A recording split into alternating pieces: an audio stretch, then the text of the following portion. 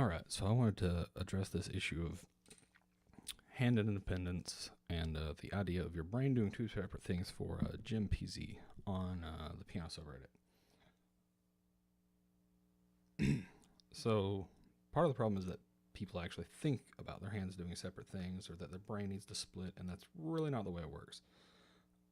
So, I'm going to start with a really simple exercise, and you can just pat this on your lap. And just pat both hands together.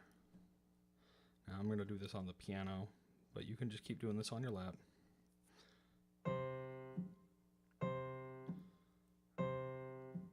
And you can probably get this. Maybe this would take a little practice, maybe not. And then just add one more note in your right hand for every one in your left hand, or one more pat.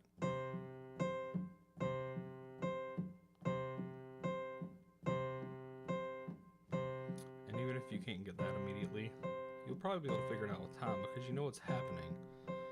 Every other time, both are hitting together, and this one's hitting separately. Together, separate. Together, separate.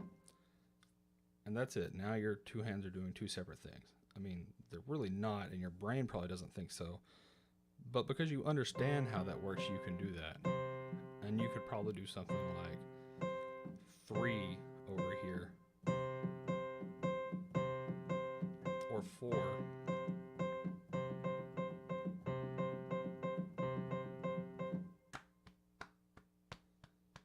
That kind of thing. And that's really all there is to it. You know, over time, you'll add things like, so you'll be doing two separate notes, or eventually maybe scales. But it's the same idea. It's just adding a little bit, a few ideas at a time. Maybe change the notes here. And those are things you might have to work on separately, isolating each hand. But it just all builds up from there. Now, Jim had mentioned playing guitar and not having luck with it in his youth, so I'm going to strap one on.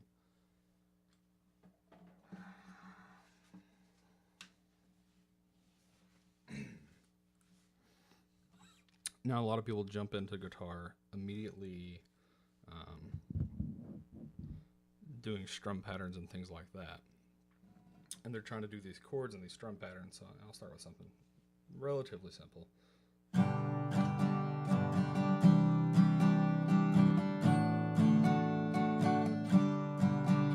Okay, and that seems relatively simple.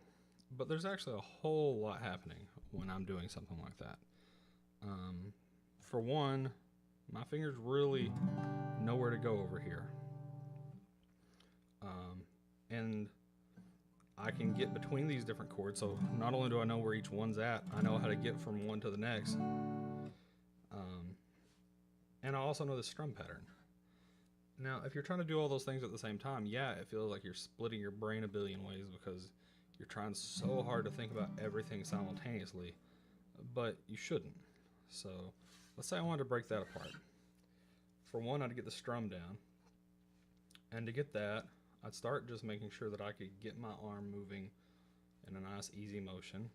I would think about what my pattern is going to be, and I'm not worrying about any chords. I'm just going to hit either no chord, or I'll pick one chord to just play over, and just think about what's my pattern.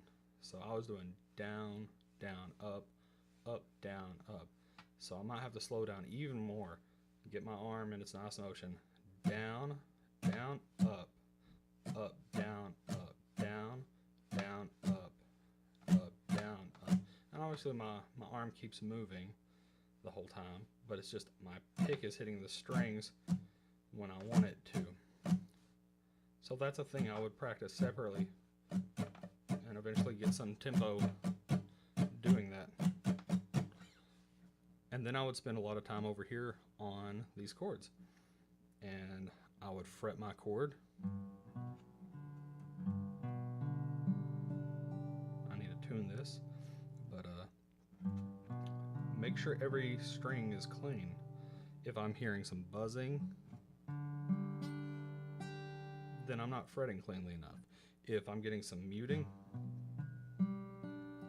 then I'm not there. So I'll work on that very slowly, make sure just on that one chord that I can get it. And then I'll work on the next chord. Can I get this clean? And then I spend a lot of time getting between these chords. And are they still clean?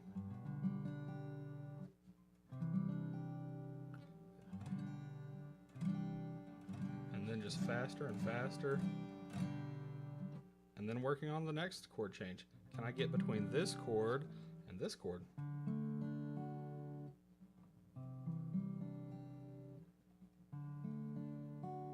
And this would probably take days of practice doing these separately if you're starting from nowhere. And just getting faster at that change.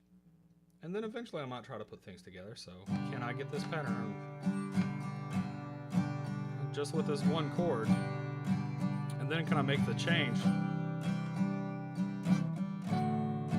And over time you get it, and then you can, eventually work up to speed.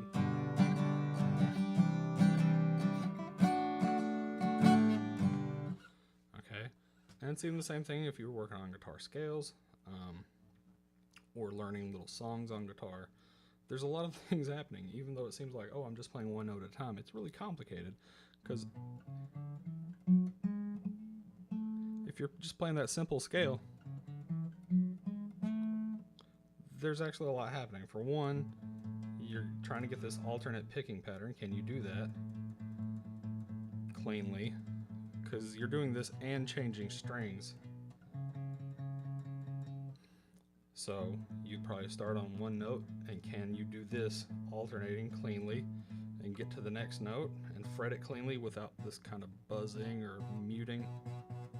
And I'm going a little faster than most people probably would. And just make sure you've got that. Now can I change strings?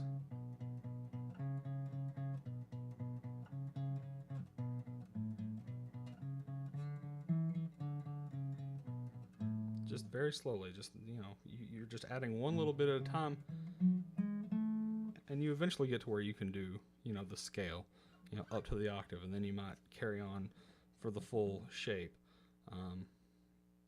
But, maybe you felt like things weren't going well because you were trying to do too many things at one time.